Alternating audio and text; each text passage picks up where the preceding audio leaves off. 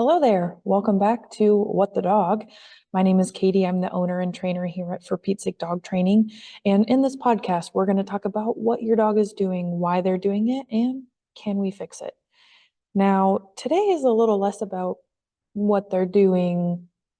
It is more about what they're doing and why they're doing it, less about can we fix it. And it's more of what we can do to understand it more. So today we're going to talk about body language. And body language is, sorry, if you're watching video, my computer is moving around a lot because I'm moving around my desk. Body language is very important in owning a dog and understanding your dog's body language. And there is a lot to dog body language, and it's pretty surprising once you start diving into it. I know that a lot of pet parents do not realize how detailed dog body language is. And so that's why I'm here to give you just a very brief introduction on it. I mean, I'm telling you guys, it is deep. And the body language cues that dogs use are very subtle. Well, for the most part, anyway. There are some that we're going to naturally already know. For example, if a dog's showing their teeth at you, you probably shouldn't get any closer, right? But there's a lot of little bits that most of us dog parents aren't realizing that it is actually communication to us, letting us know what's going through their brain and how they're feeling. They can't use their words because they don't speak English. Yes, they have a voice. They can bark, they can growl, they can whine. They do have vocalizations. But when we start talking about dog body language, it's literally a foreign language. And you'll understand as we get into it how in depth it really is. Dogs communicate with other dogs using their body language, and they also communicate with us humans. The times that I see it the most of see it being where dog body language is misunderstood or maybe even just ignored out of I don't want to say ignorance. Like I'm not trying to like push anyone's buttons and, I'm not saying anyone's stupid by any means, but just the lack of knowledge that we have is when we go just to simply pet our dogs. And on my Facebook page For Pete's Sake Dog Training this week, I actually posted a video in a response to a TikTok video where I talk about how most dogs actually don't really care to be touched on their heads, like on the top of their heads. That's what we were taught as kids, where, oh, you want to go let the dog sniff you, reach your hand out, which that's a whole other thing too. I'll get to that. I'll talk about how to greet a dog, but go to pet them on the top of their head. And 9 times out of 10, I mean, I'm pretty solid with that. 9 times out of 10, the dog will give body language that tells me, someone who knows what to look for, that they're not really okay with it. They're tolerating it, but they're not really okay with it. It's like when your parents go make you hug your great aunt that you only see once a year and you don't really know her. Maybe she smells, I don't know, but you tolerate it, right? Your dogs love you and they are pleasing. They want to please their humans all the time. So they tend to tolerate a lot from us. And the body language cues I get from my dog in this video, his ears tucked back, he lip licks, his mouth's tight, his eyes actually follow me and then look away. So his head turns and looks away. So there's actually a lot. And within like a second, he gives me a lot of body cue language. And if I continue to ignore that, it actually opens the door and, in my opinion, gives my dog the right to escalate, where it's pretty much him saying, no, thank you. And if I keep pushing it, then he's going to go, excuse me, I said no. And if I keep pushing it more, he's going to go, okay, I said no, you're not listening. I might start growling, showing my teeth. Maybe I'm going to start biting now. Like, dogs progress in different levels. And when we ignore their body language cues, we're honestly inviting them to escalate and to try and communicate more clearly what they want. The other area where I find this happening a lot and mistakes are made are with children and dogs. One, children are still learning. So it's up to the adults to educate on respect and to educate on the body language cues. But if the parents are already a little on the non-educated side of body language, how are they supposed to educate their kids? And like, I get that. There are a lot of like, majority of the time you have a dog bite a kid, the body language was not received. And I am someone who I have been bitten by multiple dogs. I was in dog daycare, which I think I've only had like one in dog daycare because we had a pretty good interview process, but I was a vet tech. So I got bit by cats and dogs occasionally, and my own dog, or I should say my parents' dog, so the dog I grew up with, when he was about 10 years old, bit me in the face. And looking back on it, he was probably giving me body language cues that at that point, I hadn't even stepped into the dog world. I dog sat for friends, right? Like normal, I had dogs growing up. I dog sat for people. That's the gist of my education. So I assume I can't go back. That was 12 years ago. He probably was giving me body language cues telling me he did not want me up in his space, and he escalated. He bit me right in the face. I actually have a selfie taken before that, within the year taken before that, of me and him, this dog, same dog. And his body language is literally telling me to F off in this photo. And photos can be kind of hard with body language because a lot of the times you want to see the fluidity of the movements and the environment that the dog is in that will kind of help give you more. Because there's so many times where I'll look at a dog and I'll say, well, he probably could be feeling anxious and excited and maybe a little nervous, which kind of categorizes as anxiety too. They can feel multiple emotions at one time, just like we can. So depending on the situation, it may depend on how I'm interpreting that body language. But there's a lot that are pretty standard, kind of generalized on their body language. So if you are watching this as a video, you definitely can watch along as I'm going to share my screen, and I put together a very quick PowerPoint. Like this took like very quick. I used the photos that I had available to me that were not under a copyright. So it's not perfect. It's quick to the point. And I encourage all of you to continue studying dog body language, not just with your own dog, but going online and viewing photos, videos, on TikTok, Instagram, whatever it may be, to educate yourself on body language. Because like I said, there are a lot of times where we just go to pet a dog and we're like, oh yeah, good dog. And dog ain't liking it. So we weren't really rewarding them with that. So let me share my screen here and get into it. For those who are not watching, I am going to try and describe the present full screen, please, the photos that are on here. So one of my great friends and coworkers for a dog daycare franchise came up with this kind of acronym for dog body language, and it's THEMES, THEMES, themes. And the letters stand for tail, hair, eyes, mouth, ears, and stance. Now, obviously, the ears and the eyes are both E's. You can flip those around if you want.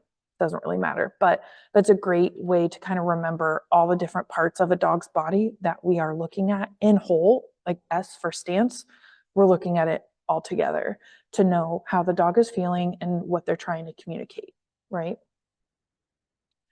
Now, what I have on this screen is a canine ladder of communication. And if you Google image canine ladder of communication, you'll find a lot of similar ladders. And this isn't like what I have on here is the only body language that's included. I just picked a couple in each layer. And at the bottom left, it's green and it looks like kind of like a staircase and it goes up to the top right. And as it starts green, it gets a little bit more yellow into orange into red.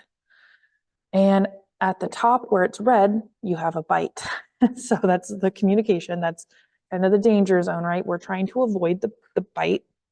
And there's all these communications that trickle down and are all warnings. Now, like I said, some dogs will go from the green to the red very quickly. Others, it will take some time. And I mean quickly, not just like within days, like it could be within seconds, they can go from green to red. Others, it could be that as an owner, your dog's in the green, then they get to the light green, into the yellow, into the orange, into the red as they age, and as you continue to ignore their body language cues in a certain situation. So I'm going to go through this very quickly for you guys. In the green area, we have like yawning, nose or lip licking, turning their head away from you, and what we call whale eyes. Those are big, big eyes. Then it starts to increase. They're actually walking away. Maybe they're pawing at you. They lower their body. Their ears are pinned back. Their tail is tucked back. Maybe they lay down or even expose their belly. I know a lot of the times when dogs roll over to expose their belly, we think, oh, they're being friendly. But a lot of the times this is actually them being a little nervous and unsure about a situation. And so it's very common for some dogs to expose their belly. So we do have to kind of be cautious with that. Their bodies, and now we're up into the orange area, so their bodies are stiff. They could start staring. Maybe they start a low growl and teeth showing. And now we're getting into the red where we're barking, we're snapping, and then biting. So I'm not saying that like yawning and nose licking because they're green are good body language. I'm saying that this is an area that is pretty low level communication saying I'm uncomfortable. So all this communication on this ladder is a dog saying they're uncomfortable with a situation. It's just kind of an extreme of bite to less extreme of yawning. But it's all communication that's saying that they are uncomfortable. So let's dive into the themes here really quick. Let's start with tail. Now I do have 4 pictures on the screen right now of different tails. And one thing to keep in mind through all of these body part areas is that different breeds of dogs hold their bodies naturally in different ways. So for example, one of the pictures I have a Shiba, and I think my face screen is probably blocking its head a little bit, but it's a Shiba. Shibas naturally hold their tails on high on their back, like huskies. Pugs really don't have much of a tail, or bulldogs. So sometimes we may not be able to use their tail as a reference if they really don't have one. But also, if your dog naturally holds their tail high or even low, like German Shepherds tend to hold their tail naturally fairly low, we want to make sure that we're noting what's natural for that dog breed and then how it changes, right? So some other examples I have on here, it looks kind of like a Shepherd mix, lower. Its tail is very much tucked. So not only is it flat against its butt, but the tip of its tail is all the way underneath its legs. That is definitely a nervous, unsure dog. Head over, it looks to the bottom left, might be like a Jack Russell mix. We only see its booty, and that's literally the picture all it had. But you can see that it is straight up and kind of arched. The tip of its tail is facing towards the dog's head, so it's almost a C-shaped. And without seeing the rest of its body or knowing that dog naturally, I'm going to call this a quote alert dog tail, where that dog is very honed in on something visually or something. It could be anxious, it could be stressed, it could be a person's walking up to it and it's nervous. So an alert tail is going to be very much the opposite of a scared dog, where it's tucked. Again, this dog with an alert tail could be nervous, but a lot of the times that alert tail, you get more reactivity with that type of dog, where a dog who's nervous and tucks their tail is going to be more of a flighter. A dog who is nervous and has an alert tail that's standing straight up and very stiff is going to be more of what we call a fighter. So I do always look for that tail kind of straight up. The top left, we have 2 dogs. They're kind of meeting each other. And I picked this one because I kind of liked the brown dog in this one. Its tail is pretty upright and curved. It looks like it naturally has a pretty curvy tail. But when dogs are meeting each other, you do tend to see some stiffness and some high tails, and that's telling me that they are alert and that they're curious about what's going on. And we're going to get into the other parts of the body as well, but I would be definitely paying attention to this greeting that's going on, because we do have a dog who could be a little actively alert in this situation. But high tails tend to be more alert or arousal. So again, two dogs greeting each other. I really liked this picture because you have, for a lot of dogs, like spine level is a good kind of neutral level. And these are fairly spine with a little bit raised. And again, dogs meeting each other can bring anxiety. So it's natural for dogs as they're meeting each other to have higher raised tails. But I do like that they're not like really, really high. Like they're a little high, maybe a little wagging in there because they're blurry, but they're not too high and too stiff. So I really liked this. And speaking of wagging tails, just because a tail is wagging doesn't mean it's a happy dog. So you need to look at the height of the tail as it's wagging.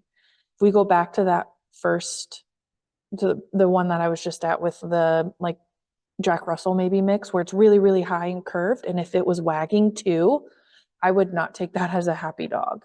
Unless again, it holds its tail naturally high. But high wagging can be very alert dogs. Some dogs, again, we see that high tail wag in play, but a wagging tail, I just want to note, does not always mean happy. Same with on kind of the opposite end on our flighters, they could have a low kind of tucked tail that's wagging, or our dogs that do like to roll over and show their bellies, it could be fully tucked in and wagging a little bit. Wagging tails are not always happy. Okay. I need to get that through people's heads, because there are so many times where they'll be like, oh, their tails are wagging. And then their tails will be up, straight, stiff, wagging. And then 5 seconds later, we're starting into a dog fight. My rule of thumb is when dogs are meeting like this, I give them about 3 seconds to sniff each other. And then I try and separate to give them some space, and then let them come back, separate, come back, separate, just to give breaks. Because if we have this tense, even tail wagging, high tenseness for too long, that's when we start to get dogs miscommunicating with each other. All right, the H is hair. Now, this photo, I couldn't find any great ones of the hackles on a dog, and that's when the hair on like the back of their neck and on their back pops up. But this, I think, is a Rhodesian mix. It's definitely not full Rhodesian, obviously, but I was finding a lot of Rhodesian pictures. It honestly looks like a Wyoming Rhodesian, the face, like the pointed ears in the face or something, but it has the ridge that you find on a ridgeback. And that's the best I could find. So anyway, that is the hair that's on the back of their head. And oh nope, I don't have two for hair. So their neck and their head and their back. When dogs raise their hair, it usually means that they're overstimulated. They could be overexcited. They also can be nervous, alert, amped up as well. And again, it kind of, I need to look at the rest of their body with this, but it can be a sign of stress or just over emotions. And it is something that is involuntary. So dogs don't make their hair do that based on their emotions. Their hair does it on their own. It's kind of like when we get goosebumps. We can't control when we get goosebumps. It just happens. Same with their hair and when their hackles show. So if you go to the dog park and your dog enters the yard and their hair's coming up and you're like, oh my gosh, their hair's up, and someone's freaking out because the dog's hair's up, they could just be overly stimulated with all the other dogs meeting them. So that's a great opportunity to make some space, create some space, give that dog whose hair is up some space so they can go sniff, they can get more acclimated into the play yard. We see it at dog daycare a lot. It doesn't mean they're about to pounce and they're about to be angry. It could, depending on their other body language, but it can be just an overstimulation. And what we like to see is the dog walk away and shake off. If a dog shakes off, it's kind of like them taking a really deep breath and going, okay, that stressful event was over. I'm relaxed now. So that tends to be paired with when hackles are raised, that their body just kind of shakes off. That helps them relax, and those hackles do go down. So, all right, we're going to pick one of the E's. We're going to go with eyes. The biggest thing I like to tell people with eyes are those whale eyes that most of us, what trainers will call it.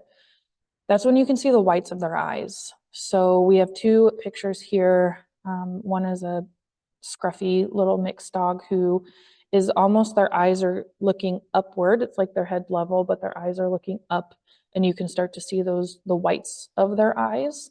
The second picture, a little bit more fluffier mixed dog who looks like it's about to get pet by somebody, and its eyes are very wide, watching the hand, lots of white going on. And a lot of the times you'll see other body language paired with these. I do come back to a couple of these photos later that the whites of the eyes, that showing is saying that, "Ooh, I don't like this." And it's like, whoa, too much. So if you think about when we say, whoa, our eyebrows raise, our eyes get bigger. And that's what dogs are doing here, is they are trying to take in as much as they can see because they are feeling uncertain about a situation. So when a dog's eyes are very wide and we can see those whites, they're saying, this is not okay. I'm nervous, right?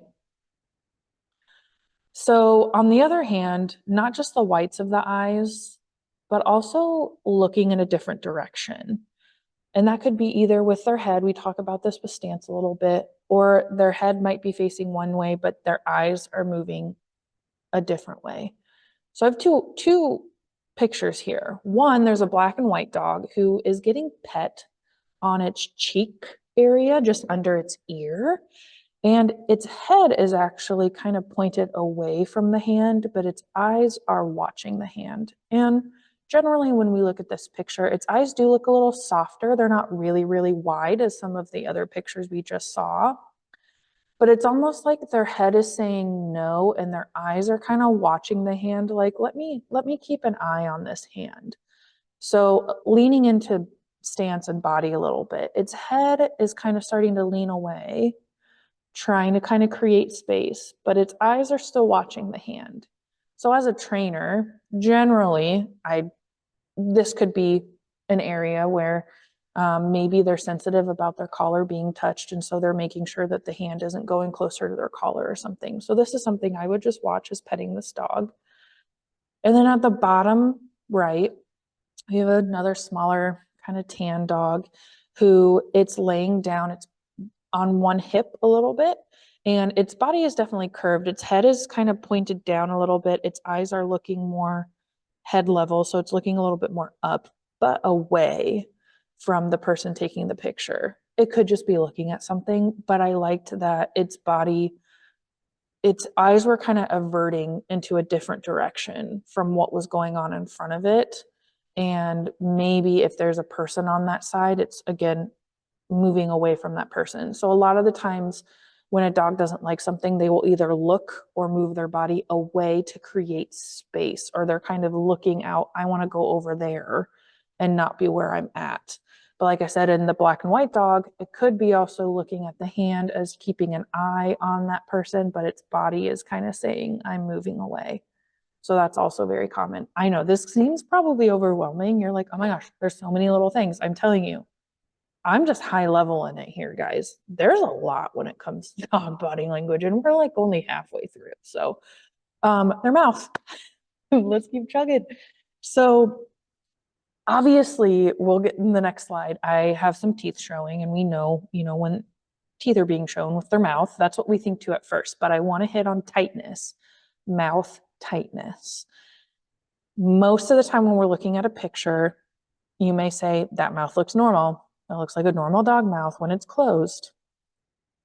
I don't know how to really explain it, but every once in a while when I'm seeing other body language going on with the dog, it's almost like I can tell that they're holding their mouth tighter. So I have one, the big picture here looks like a small dog that's tan. Its eyes are definitely wide. It's looking up towards where the leash is coming from. So maybe its owner. Its ears are back a little bit. Oh, we haven't even got to ears, but its mouth is completely shut. And I feel bad. I don't know how to explain it, but to me, this dog just looks like it's like, and just like its mouth is frozen. In the other picture, I have a chocolate lab who its mouth is starting to curl a little bit. Its eyes are wide. We see those whites. Its head is definitely looking up at something with its body still kind of staying low. And it could be that it's about to whine or bark. Something might be going on, but you see a little bit more tightness in the lip, back lip area.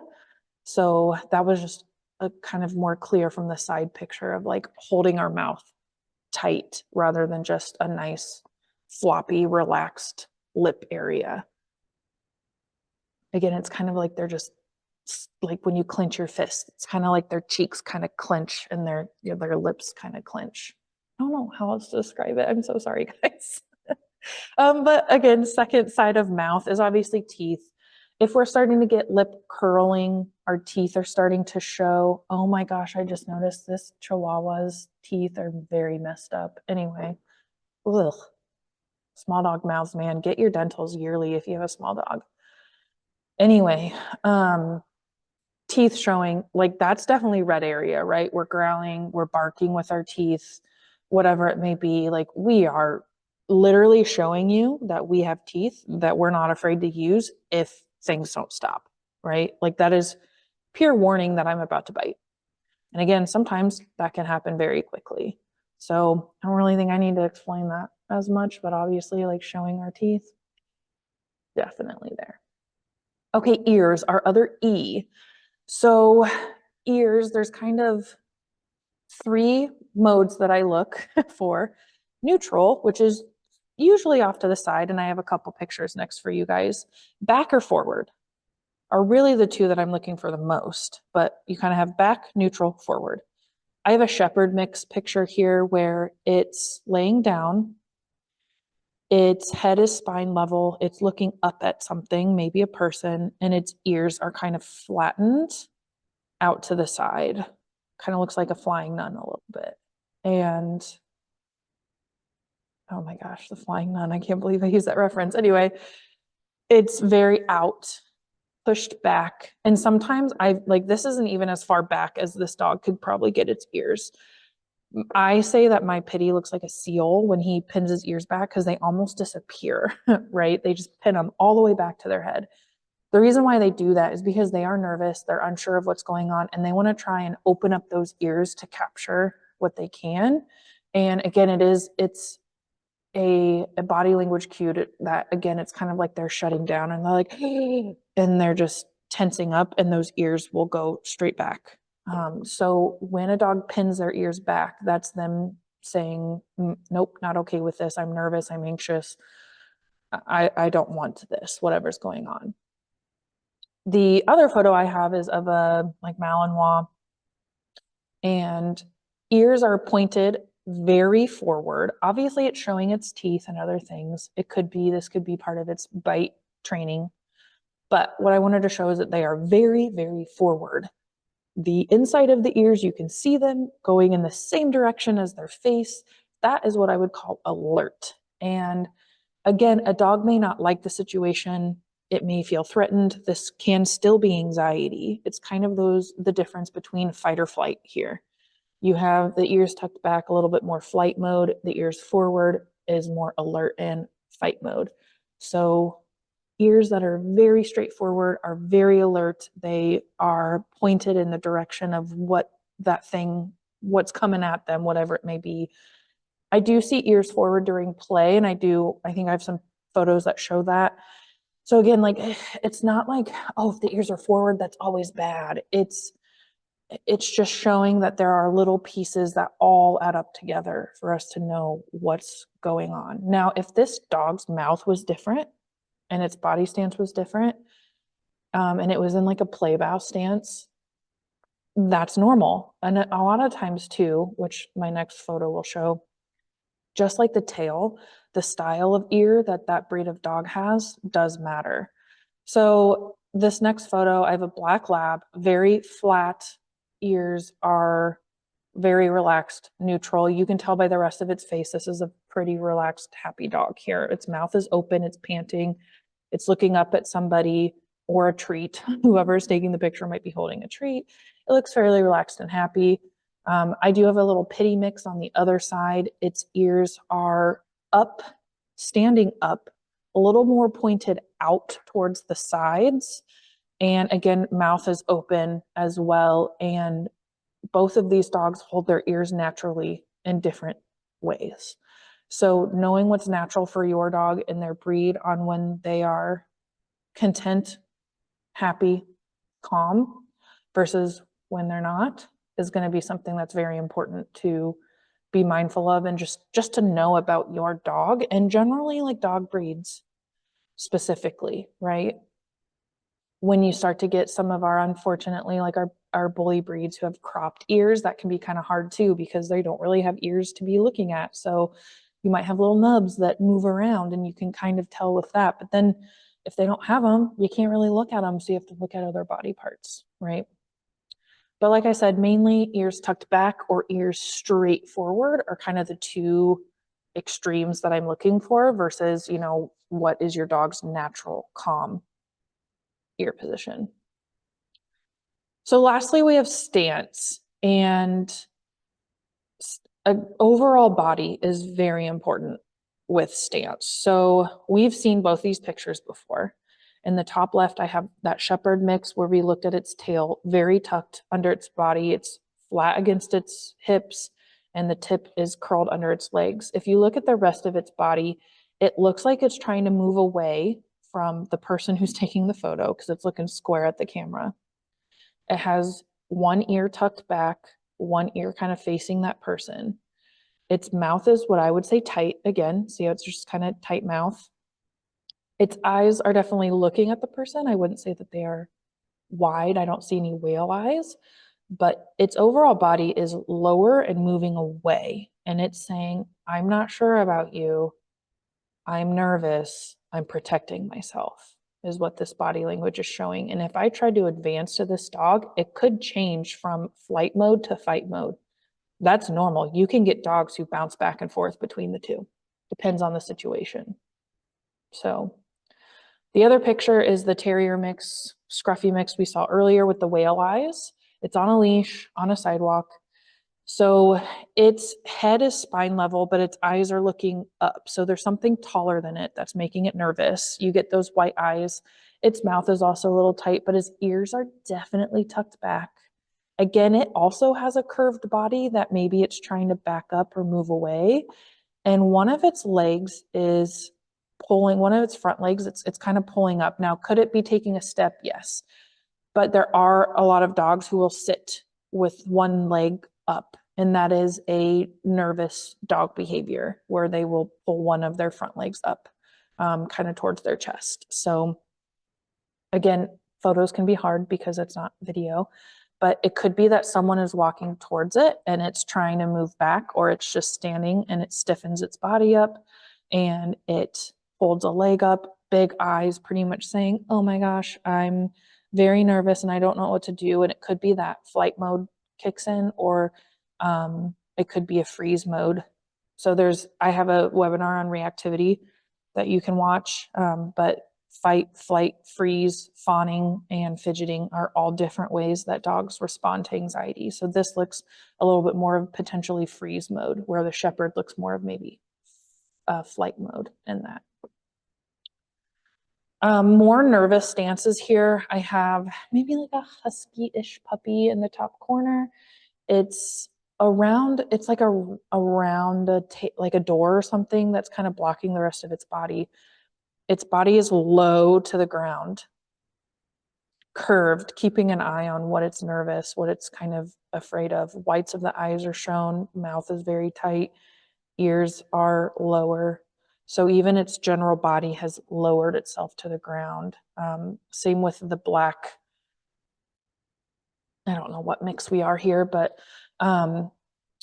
body is low. It's laying down in what we call sphinx mode, where both back hips are squared off instead of being rotated on one hip. Usually if we're rotated on one hip, we're more relaxed. But its head is like spine level, but pointed downward. And it kind of looks like it's in freeze mode, where if something is making it nervous, it's just frozen and just is kind of waiting for it to be over before it goes and moves. Its ears are definitely down, maybe not pinned back all the way, but they're definitely more down, and its eyes are a little wider as well with a tight mouth. So this dog is definitely uncomfortable. Would I say that it's about to bite? No, but if we keep progressing, it probably would be. So one of those, we have to look at kind of the whole body and everything together. I will note that I can't see the tail on either one of these. So that's something else that's missing too. But for the most part, these dogs look uncomfortable to me, and I don't want to push it anymore. Another example of stance. And what I would say with both of these dogs is they are fairly alert. May not be alert like, oh my gosh, this dog's about to fight alert. Could be that these guys are in a play yard. I'm going to move my face over here. And they see another dog. So what I'm seeing is, I'm going to start with this little pitty mix in the bottom left that's brown with white spots. Our ears are kind of out to the side with a little bit forward, and they're definitely looking at something. Their body is kind of C-shaped, looking at something. But what I see the most that makes me say more alert is their tail. You can see the tail in the back is pretty rigid and stiff. It is spine level, but there's some ridges to it. So that's telling me it's stiff. Its eyes are fairly soft. So again, that just tells me it's a little alert. I'm not seeing it be too nervous or too, I don't want to say aggressive, but it could be that there's another dog over there and it just happened to right there. And when they snapped the photo, they saw it. But generally just the softness of its eyes and its, mouth it's still pretty loose. The tail is a little bit more rigid, like I said, but generally I wouldn't really be worried about this dog. It's just something has its attention. Same with our little hound. Actually, this one looks more Rhodesian than the gray one did, but it looks like it's seeing something. Its eyes look fairly calm, so nice soft eyes. Its ears are forward. Now, not upright like the German Shepherd, because that's not the style of ears this dog has, but they're very forward in the same direction its eyes are going, and its tail is very upright and curved. Now, again, maybe this is how this dog's tail normally is. I don't know.